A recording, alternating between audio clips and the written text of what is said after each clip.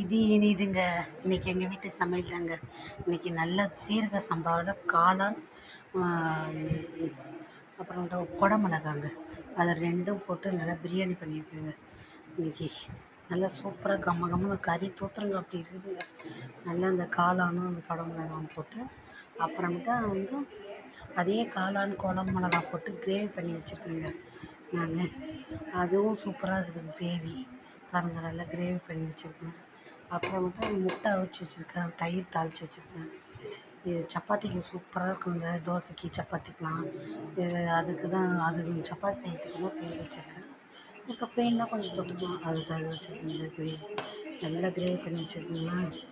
இது சூடாக இருக்குங்க, ஆனோடனே இன்னும் கட்டியாக நல்லா இதாகிடுங்க. காளான் மசாலா பண்ணி வச்சுருக்கேன். அப்புறம் முட்டை வச்சு வச்சுருக்கேன். அப்புறம் தயிர் ரைட்டாங்க, நல்லா கட்டி தயிர் வீட்டில் உர வச்சு போட்டு வெங்காயம் போட்டு வச்சுருக்கேன். சாப்பிடும் போது அப்படியே கிளறிடலான்ட்டு, அப்போ தாங்க நல்லாயிருக்கும், தண்ணி விடாமங்கிறதுனால. முட்டை அவ்வளோதாங்க.